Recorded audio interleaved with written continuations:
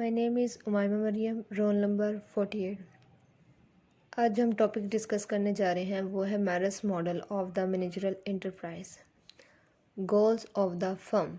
इस मॉडल में हम सबसे पहले ये देखेंगे कि मैरस के मुताबिक एक फ़र्म जो होती है उसका फंडामेंटल गोल क्या होता है।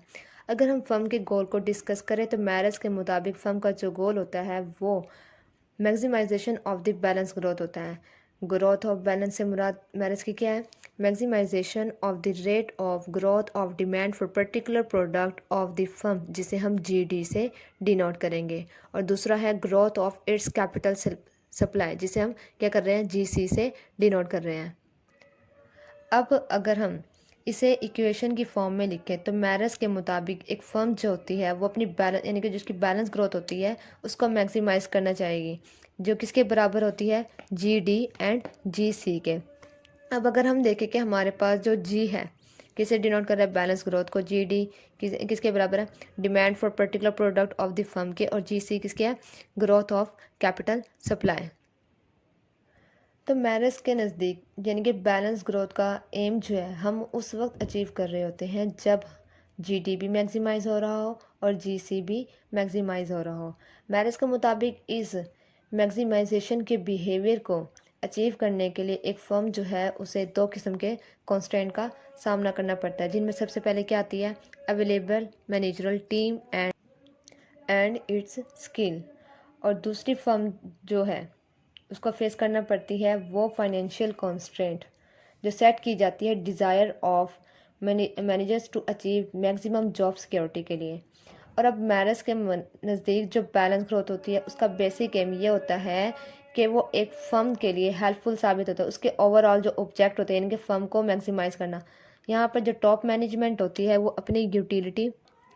अपनी यूटिलिटी को मैक्सिमम करना चाहेगी। तो उसके साथ साथ जो डिमांड फॉर पर्टिकुलर प्रोडक्ट है, जैसे हमने पीछे बताया जीडी वाला, demand for particular product of the firm, और जो दूसरा था growth of capital supply GC, यानी जीसी और जीडी इसे भी लाजमी तौर पर मैक्सिमाइज करना चाहेगी। क्योंकि यहाँ पे जो मैनेजरल इकोनॉमिक्स के हवाले से अगर हम जानते हैं कि जो हमारी ऑनरशिप और जो टॉप मैनेजमेंट होती है इसमें डिवीजन होती है, और इस डिवीजन की वजह से ये ज़रूरी नहीं होता कि जो मैनेजमेंट होती है और जो ओनर और शेयर होल्डर्स होते हैं उनके जो एम होते हैं वो एक जैसे हों।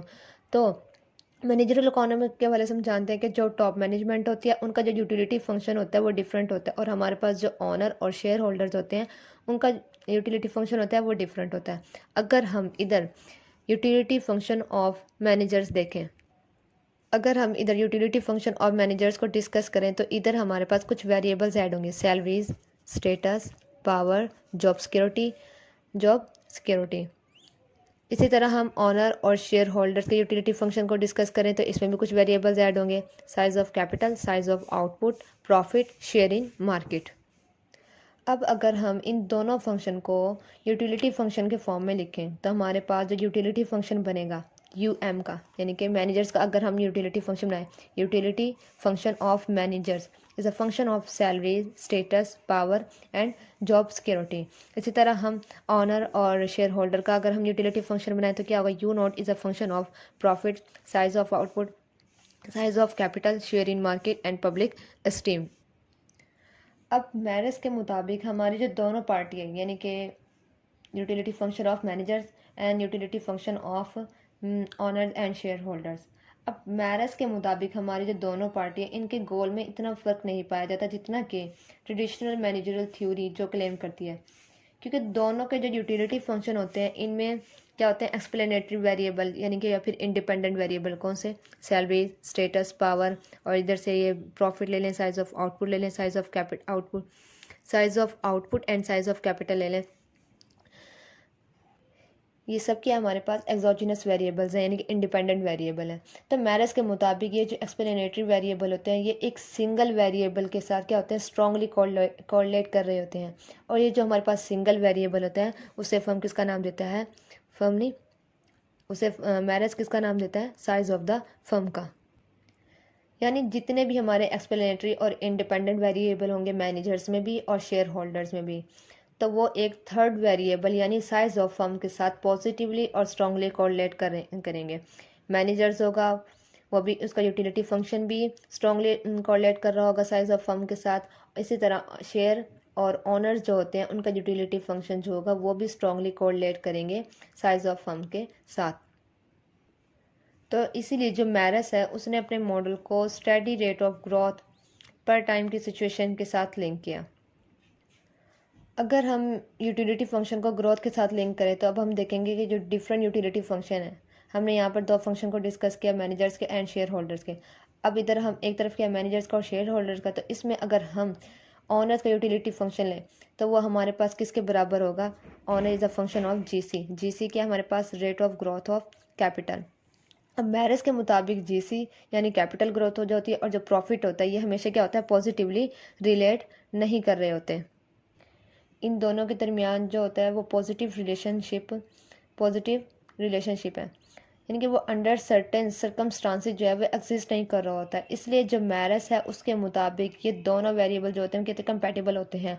अब मैनेजरल यूटिलिटी फंक्शन अगर हम देखें तो उसमें हम क्या करेंगे? दो कंपैटिबल वेरिएबल कंसीडर करें तो उसकी फॉर्म जो हमारे पास आएगी वो ये है, UM is a function of GD and S। GD हमारे पास क्या है? Rate of growth of demand for the product of the firm, और S क्या है? जो कि मेजर ऑफ जॉब सिक्योरिटी को। तो इस हिसाब से हमारे पास जो यूटिलिटी फंक्शन है मैनेजमेंट का, तो उसमें क्या हो गया? दो वेरिएबल डिपेंड कर रहे हैं, जबकि S जो है हमारे पास क्या है?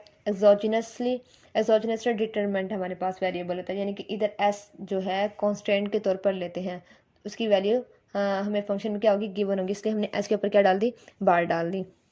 अब अगर हम मैरस मॉडल में देखें, अपने गोल को मैक्सिमाइज करने के लिए, बैलेंस ग्रोथ को मैक्सिमाइज करने के लिए हमें दो किस्म के कॉन्स्टेंट को सामना करना पड़ता है। पहला क्या है? मैनेजरल टीम कॉन्स्टेंट, और दूसरा है जॉब सिक्योरिटी कॉन्स्टेंट, जो कि क्या करता है? मेजर ऑफ जॉब सिक्योरिटी को जाहिर करता है। अब हम ये देखेंगे कि जो हमारी गुड ऑफ द फर्म है, यानी कि जो बैलेंस ग्रोथ को मैक्सिमाइज करने के लिए जब हमें दो किस्म के कॉन्स्टेंट का सामना करना पड़े तो एक फर्म जो है वो किस किस्म का बिहेवियर अडॉप्ट करेगी, और जो कैसे मॉडल जो है उसको कैसा, यानी कि मॉडल जो है उसको कैसे इक्विलिब्रियम उसका डिटरमिन करेगी। अब इधर जो नेक्स्ट स्टेप होगा वो क्या होगा? मॉडल का इक्विलिब्रियम। अब गुड ऑफ द फर्म के पार्ट में हमने ये डिस्कस किया कि जो मैनेजर्स होते हैं उनका एम क्या होता है? यूटिलिटी लेवल को मैक्सिमाइज करना होता है, और उनकी जो यूटिलिटी होती है उसका फंक्शन क्या है? UM is a function of GD, जो किसे डिनोट कर रहा है? मैनेजर्स को, और UO is a function of GC, honours. अब यहाँ पर क्योंकि जो मैनेजर्स होते हैं वो अपने एम को मैक्सिमाइज करना चाह रहे होते हैं, वो अपनी यूटिलिटी को मैक्सिमाइज करना चाह रहे होते हैं, और उनकी यूटिलिटी उस वक्त मैक्सिमाइज होगी जब हमारा क्या होगा? कैपिटल सप्लाई वो मैक्सिमाइज हो जाए। अब यहाँ पर मैरस के मुताबिक ये दोनों, यानी कि UM और UO, एम जो है वो अपने यानी कि जो यूटिलिटी फंक्शन है वो उस वक्त मैक्सिमाइज होगी जब हमारे पास जो बैलेंस ग्रोथ होगी, जिसे हम जिसे डिनोट कर रहे हैं, वो भी मैक्सिमाइज हो। क्योंकि जब हमारे पास बैलेंस ग्रोथ मैक्सिमाइज होगी तो हमारे पास दोनों यूटिलिटी फंक्शन, यानी कि मैनेजर्स और ओनर, उनका जो यूटिलिटी फंक्शन है वो भी हमारे पास क्या हो जाएगा? मैक्सिमाइज हो जाएगा। इस मॉडल के सोल्यूशन की सबसे पहली स्टेज जो हमारे पास आती है वो क्या है? डिमांड एंड सप्लाई फंक्शन की डिटर्मिनेशन, यानी उन फैक्टर की डिटर्मिनेशन जो कि यानी कि जो डिमांड और सप्लाई जो होते हैं उनको अफेक्ट कर सकते हैं। तो यहाँ पर हम सबसे पहले इन फैक्टर को डिस्कस करेंगे, डिमांड और सप्लाई फंक्शन को। इस सिलसिले में हम सबसे पहले ये देखेंगे जो मैरस के मॉडल में इंस्ट्रूमेंटरी वेरिएबल जो होते हैं वो कौन कौन से होंगे। अब पहला क्या है? A bar value of financial constant, दूसरा है D rate of diversification, third है M G मैक्सिमाइज, और 4 है प्राइस, और इधर हमने प्रोडक्शन कॉस्ट भी लिया, और 5th है एडवर्टाइजमेंट रिसर्च एंड डेवलपमेंट। अब यहाँ पर जो A बार है, फर्म के पास क्या है? फ्रीडम ऑफ चॉइस होती है फाइनेंशियल पॉलिसी के हवाले से कि वो किसी भी तरह से इसको डिटरमिन कर सकती है। लेकिन जब हम बात करते हैं, यानी कि जो हमारे पास जो दूसरा है D है, अब जो D है हमारे पास डाइवर्सिफिकेशन के हवाले से, यानी कि फर्म जो है वो इस किस्म का बिहेवियर अडॉप्ट करेगी कि वो अपनी डाइवर्सिफिकेशन को रेट को या तो एग्जिस्टिंग, यानी कि जो रेंज ऑफ प्रोडक्ट होगी उसके स्टाइल को चेंज करें। अब डाइवर्सिफिकेशन ना चेंज कर सकती है या फिर यानी कि जो फर्म है वो नई जो प्रोडक्ट होगी उसको इंट्रोड्यूस करवाएगी। और इसी तरह से वो रेट ऑफ डाइवर्सिफिकेशन को क्या कर सकती है, डिटरमिन कर सकती है। अभी इधर एम जो है हमारे पास क्या है, प्रॉफिट मार्जिन का नाम दिया गया है। इधर एम को क्या दिया गया है, प्रॉफिट मार्जिन का नाम दिया गया है। अब जो इधर हमारे पास जो प्रॉफिट मार्जिन है, इस पर मज़ीद दो वेरिएबल क्या हो रहे हैं, मज़ीद एम पर जो होते हैं मज़ीद दो वेरिएबल डिपेंड कर रहे होते हैं। पहला क्या है, प्राइस पी, और दूसरा है सी, प्रोडक्शन कॉस्ट। अब जो हमारे पास पी है उसकी डिटर्मिनेशन कैसे होगी, मैरस मॉडल में हमारे पास जो पी होता है वो क्या होता है, गिवन होता है, यानी कि जो ऑलिगोपोली स्ट्रक्चर जो होता है उसके हिसाब से। अब इसे हमने क्या किया, इसलिए पी पर क्या डाल दी, एक बार डाल दी। मैरस ने प्राइस को पैरामीटर के तौर पर इस्तेमाल किया बजाय पॉलिसी वेरिएबल के। मज़ीद मैरस के मुताबिक प्रोडक्शन कॉस्ट जो होती है वो भी हमें गिवन होती है, वो भी हमें क्या होती है, गिवन होती है। और यानी मैरस मॉडल में हमारे पास जो दो वेरिएबल्स होंगे जिनमें सबसे पहले पी बार है और दूसरा क्या है, सी बार, यानी इन्हें फर्म आम तौर पर चेंज नहीं करेगी, बल्कि जो मार्केट फोर्सेस होती हैं वो, बल्कि जो मार्केट फोर्सेस होती है वो इन दोनों को डिटरमिन करने में अपना रोल प्ले करेगी। अब यहाँ पर एक और वेरिएबल्स है, कौन सा है, एडवर्टाइजमेंट, रिसर्च एंड डेवलपमेंट। मैरस के मुताबिक जो फर्म होती है वो अपना लेवल ऑफ, यानी कि जो उसका लेवल ऑफ एडवर्टाइजमेंट है जो है उसे भी चूज़ कर सकती है। अब या फिर डेवलपमेंट और रिसर्च का लेवल जो है फर्म उसे भी चूज़ कर सकती है। यानी फर्म ने एडवर्टाइजमेंट जो है उसे कैसे डिटरमिन करना चाहा, उसमें कितने एक्सपेंडिचर करने हैं। अगर फर्म का जो प्राइसेस होती है और जो कॉस्ट होती है वो गिवन हो तब काफ़ी हद तक कहेंगे जो हमारे पास advertisement, development and research expenditure जो हैं वो हमारे प्रॉफिट मार्जिन को काफ़ी हद तक इन्फ्लुएंस करते हैं। अगर हम अपने एडवर्टाइजमेंट के ऊपर या फिर रिसर्च एंड डेवलपमेंट के ऊपर जो एक्सपेंडिचर होते हैं उसको अगर हम ज़्यादा कर दें तो हमारा प्रॉफिट मार्जिन क्या हो जाएगा, कम हो जाएगा। और इसी तरह दूसरी तरफ अगर हमारे पास जो एडवर्टाइजमेंट, रिसर्च और डेवलपमेंट पर जो एक्सपेंडिचर है कम कर दे तो हमारा क्या हो जाएगा, प्रॉफिट मार्जिन इंक्रीज़ हो जाएगा या बढ़ जाएगा। तो इन दोनों के दरमियान क्या और होता है, इन्वर्स रिलेशनशिप और होता है। अब मैरस मॉडल में हमारे पास जो एवरेज कॉस्ट प्राइसिंग रेट होगा उसको हम इस इक्वेशन के ज़रिए ज़ाहिर करेंगे, यानी कि P bar is equal to C bar plus A plus R and D plus M. P किसे शो कर रहा है, गिवन प्राइस लेवल को, ए एडवर्टाइजमेंट एक्सपेंडिचर को, सी गिवन प्रोडक्शन को, R and D research and development expenditure को, M profit margin को। अब इधर से अगर हम अपनी प्रॉफिट मार्जिन की इक्वेशन को निकालें तो एम इधर क्या होगा, इधर एम इधर आ जाएगा हमारे पास, तो इधर क्या आ जाएगा, M is equal to P bar minus C bar minus A minus R and D. अब इधर जो हमारे पास पी बार है वो क्या हो रहा है, एक्सोजेनसली डिटरमिन होता है, और जो सी है हमारे पास क्या होता है, फर्म इसमें क्या करती है, तब्दीली नहीं कर सकती। और इसके और जो रिसर्च एंड डेवलपमेंट होता है प्रॉफिट मार्जिन में क्या होता है, इन्वर्स रिलेशनशिप कर रहे होते हैं। अगर हमारा रिसर्च एंड डेवलपमेंट के एक्सपेंडिचर बढ़ जाएंगे तो हमारा क्या होगा, प्रॉफिट मार्जिन कम हो जाएगा, एंड वाइस वर्सा। लिहाजा हम यहाँ पर जो एम होगा और जो एडवर्टाइजमेंट, रिसर्च एंड डेवलपमेंट होगा इसको प्रॉक्सी वेरिएबल के तौर पर इस्तेमाल करेंगे। In summary, all the policy variables are combined into three instruments. और वो जो इंस्ट्रूमेंट है वो सबसे पहले क्या होगा, अब इधर हम क्या करेंगे, थ्री इंस्ट्रूमेंट्स ले रहे हैं। पहला है हमारे पास ए बार, दूसरा है डी और तीसरा है एम। किसे बयान करें, फाइनेंशियल कोफिशिएंट को, एम एवरेज प्रॉफिट मार्जिन को, और जो डी है हमारे पास वो क्या है, rate of diversification. The next step in the Maris model is to define variable that determine the rate of growth of demand GD and the rate of growth of supply GC, and express their rate the terms of policy variables A, D and M. Rate of growth of demand. We will assume that the firm grows with diversification. तो इस हिसाब से जो rate of growth of demand, इस हिसाब से हमारे पास जो डाइवर्सिफिकेशन होगी वो फंक्शन बनेगा किसका, जी D is a function of D and के। डी हमारे पास क्या है, डाइवर्सिफिकेशन, और के हमारे पास क्या है, percentage of successful new product.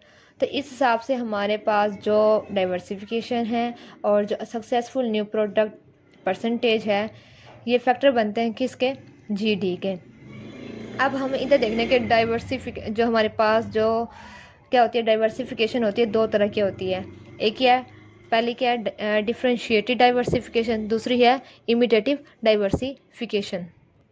अब डिफरेंशिएटेड डाइवर्सिफिकेशन क्या होती है? मैरिस के मुताबिक फर्म में introduce the completely new products which has no substitute, यानी कि चूँकि साफ ज़ाहिर है इससे, जैसे मैंने बताया कि फर्म वो चीज़ प्रोड्यूस करेगी जिसका क्लोज सब्सटीट्यूट मार्केट में दस्तयाब नहीं है। अब यहाँ पर साफ ज़ाहिर है कि जो हमारी जो यहाँ पर प्रोडक्ट होगी उसकी एक नई डिमांड जो है वो क्रिएट होगी, जिसे हम क्या कहते हैं, डिफरेंशिएटेड डाइवर्सिफिकेशन। इस सूरत हाल में हमें जो सिचुएशन फेस करना पड़ती है, यानी कि जो मार्केट में होती है, उसमें एम क्या होता है, अप्रोचिंग का जो खतरा होता है वो मौजूद नहीं होता। और दूसरी, अब इमिटेटिव डाइवर्सिफिकेशन क्या? अब इमिटेटिव जो डाइवर्सिफिकेशन वो एक ऐसी फर्म होती है, इसमें जो फर्म होती है ऐसी प्रोडक्ट को इंट्रोड्यूस कराती है जिसका क्लोज सब्स्टिट्यूट मार्केट में पहले से ही एग्जिस्ट कर रहा होता है। इसी वजह से हम इसे क्या कहते हैं, इमिटेटिव डाइवर्सिफिकेशन, क्योंकि इसमें जो फर्म जो है ना उसे कम्पीट करना पड़ता है दूसरे प्रोडक्ट के साथ जो कि ऑलरेडी मार्केट में एग्जिस्ट कर रहे होते हैं। अब हमने इधर जीडी में हमने किसको डिस्कस किया, डी को, यानी कि डाइवर्सिफिकेशन बताइए, जो कि दो तरह की थी, डिफरेंशिएटेड डाइवर्सिफिकेशन और इमिटेटिव डाइवर्सिफिकेशन। अब अगर हम दूसरे फैक्टर को डिस्कस करें, के को, यानी कि percentage of successful new product को अब हम डिस्कस करेंगे। अब मैरिस के मुताबिक जो percentage of successful new product है उसका फंक्शन बनता है के is a function of D, P, advertisement, research and development.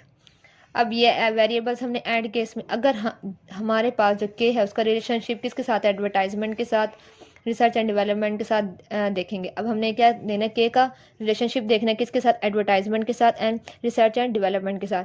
अब इधर देखें, हमने अगर हमारा रिसर्च एंड डेवलपमेंट पर एक्सपेंडिचर को बढ़ा दें तो हमारा जो सक्सेसफुल ऑफ रेट होगा क्या होगा, वो भी बढ़ जाएगा।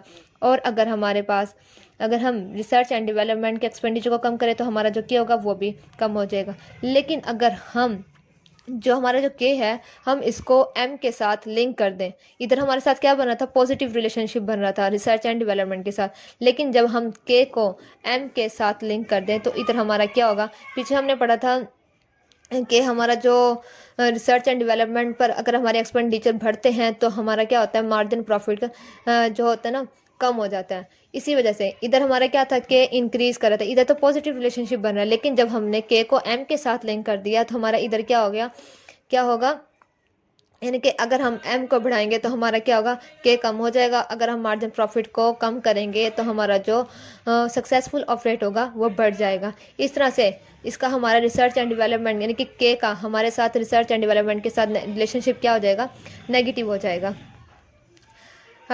Partial derivative of G D and partial derivative D greater than zero but declining, लेकिन जब हम partial derivative G D and partial derivative M, पहले हमने किसके साथ लिया, डी के डाइवर्सिफिकेशन के साथ लिया, अब हम किसके साथ ले रहे हैं, एम के साथ ले रहे हैं, इज लेस देन जीरो, इसके साथ हमारा क्या बन रहा है, रिलेशनशिप नेगेटिव।